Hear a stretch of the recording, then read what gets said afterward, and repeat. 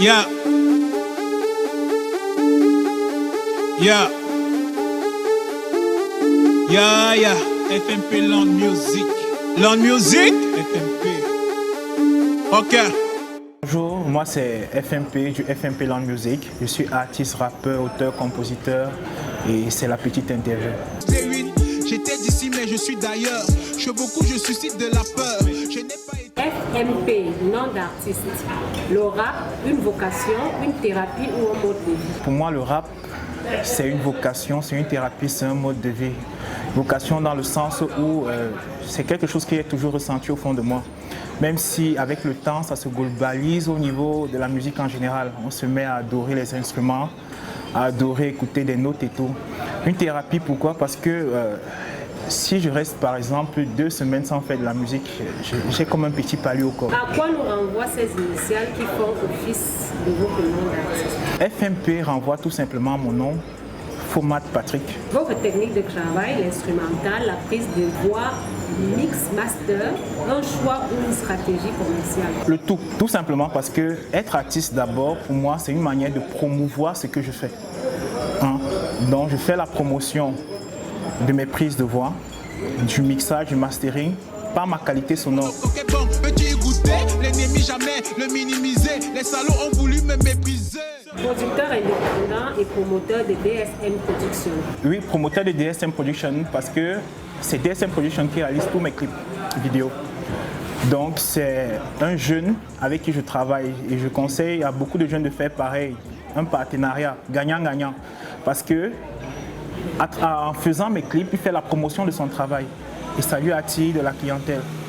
Vous faites donc la promotion des jeunes artistes. Perpétrer l'héritage, c'est laisser quelque chose.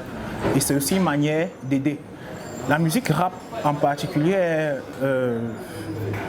est un peu stigmatisée parce que pour beaucoup le rappeur est un bandit, un voyou. Quand on voit le rappeur, on voit quelqu'un qui est dépravé, qui est désordonné, qui n'est pas responsable, qui est têtu. Mais pourtant le rap c'est pas ça.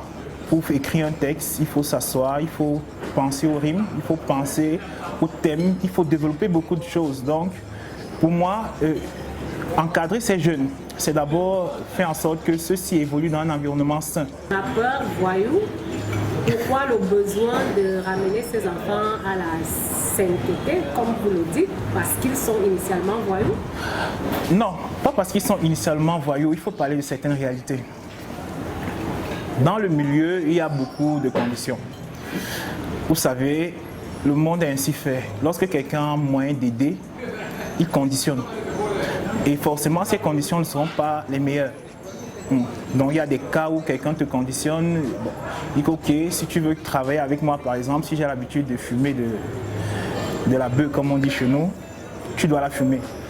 Et chez moi, je garantis à ces jeunes d'avoir, on va dire quoi, de prendre la bonne direction. Ils vont savoir que pour écrire des textes, comme les Américains ont l'habitude de le dire, comme les Français ont l'habitude de le dire, pas besoin de fumer. Il suffit juste d'être posé, réfléchir et en fait apprendre un peu de littérature, pourquoi pas. Est-ce votre côté enseignant? Parce qu'on sait que vous êtes enseignant de physique dans les lycées et collèges. J'ai cette capacité-là de faire plusieurs choses.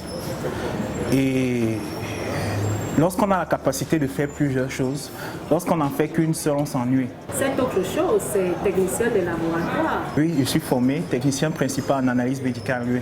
J'ai eu l'occasion de faire cette formation à travers un concours d'État. J'ai reçu le concours, j'ai fait la formation.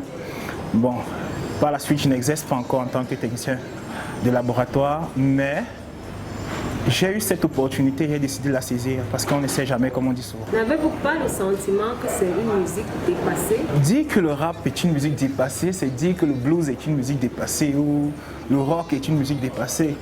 Tant qu'une musique est susceptible de produire de l'émotion à celui qui l'écoute, ça ne peut pas être une musique dépassée parce que c'est le but de la musique. Produire des émotions, émerveiller, s'identifier à travers des textes. Et tant que cette musique est capable de le faire, on ne peut pas dire que cette musique est dépassée. Donne-moi un thème qui parle de toi, qui parle de nous, qui parle des milliards de raisons pour lesquelles nous devons nous battre pour rester debout. Un besoin de faire donc passer un message.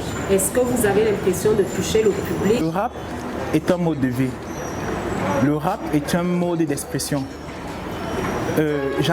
Quand j'étais tout petit, plus jeune, on m'a dit que signifie rap. Et un grand frère avait répondu rime anticonformiste positive. En fait, d'une certaine manière, celui qui rappe a toujours à revendiquer. Il peut revendiquer en fonction de son milieu de vie, il peut revendiquer, on va dire, par rapport à ce qui l'entoure ou quoi. S'il n'apprécie pas, par exemple, comment une administration fonctionne, comment chez lui fonctionne, comment son couple fonctionne, il peut se mettre à écrire un texte, ne serait-ce que pour s'exprimer et ainsi revendiquer ce qu'il souhaite. Vous avez la réputation d'être téméraire et persévérant. Pensez-vous que vous pourrez, dans cet environnement hostile, persévérer encore pendant 20 ans? Le but, ce n'est pas de persévérer pendant 20 ans. Le but, c'est de créer une œuvre qui va persévérer pour l'éternité, pourquoi pas. Faire comme Michael Jackson, qui est inoubliable aujourd'hui. Faire comme Beyoncé, qui est encore vivante, mais qui est déjà inoubliable, ainsi de suite. On veut créer des œuvres qui vont rester dans le temps. C'était FMP, du FMP dans la musique, à la petite interview.